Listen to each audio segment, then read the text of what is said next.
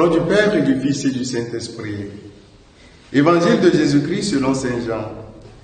En ce temps-là, Jésus se rendit en Judée ainsi que ses disciples. Il y séjourna avec eux. Et il baptisait. Jean, quant à lui, baptisait à Aïnon, près de Salim, où l'eau était abondante. On venait là pour se faire baptiser. En effet, Jean n'avait pas encore été mis en prison. Or, il y eut une discussion entre les disciples de Jean et un juif au sujet des bains de purification. Il allait trouver Jean et lui dire, « Rabbi, celui qui était avec toi de l'autre côté du Jourdain, celui à qui tu as rendu témoignage, le voilà qui baptise. » Et tous vont à lui. Jean répondit, « Un homme ne peut rien s'attribuer sinon ce qui lui est donné du ciel.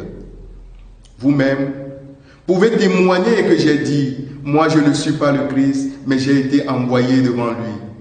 Celui à qui l'épouse appartient, c'est l'époux. Quant à l'ami de l'époux, il se tient là. Il entend la voix de l'époux et il en est tout joyeux. Telle est ma joie, elle est parfaite. Lui, il faut qu'il grandisse et moi que je diminue. Acclamons la parole de Dieu. Louange à toi, Seigneur Jésus. Bien-aimés dans le Seigneur, enfants de Dieu, loué soit Jésus-Christ.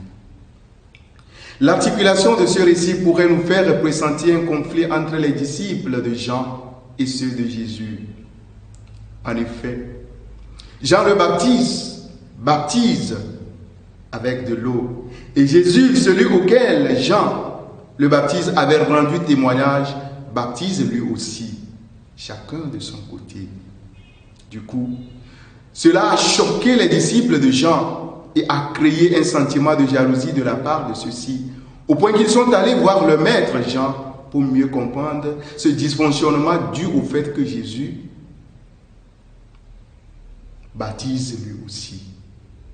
Il lui dit ceci, « Rabbi, celui qui était avec toi de l'autre côté du Jourdain, à qui tu as toi-même rendu témoignage, voilà qu'il baptise et tous viennent à lui. » Et à Jean de leur répondre humblement, « Un homme ne peut rien s'attribuer, sinon ce qui lui est donné du ciel. » Ceci pour leur signifier que le chemin ou le sentier qui mène à l'amour passe nécessairement par l'humilité. La reconnaissance d'avoir tout reçu de Dieu. L'apôtre Paul lui-même tient un propos similaire lorsqu'il affirmait « Qu'as-tu que tu n'aies reçu ?» Et si tu l'as reçu, pourquoi te glorifier comme si tu ne l'avais pas reçu? En effet, Jean-Baptiste ne revendique aucun privilège. Comme précurseur de Jésus, ce qui importe pour lui et qui fait sa joie, son bonheur, c'est d'avoir conduit les âmes au Christ Sauveur. Cette attitude de Jean nous invite à enterrer nos goûts de grandeur, notre orgueil, afin de nous revêtir d'humilité et du sens du service gratuit.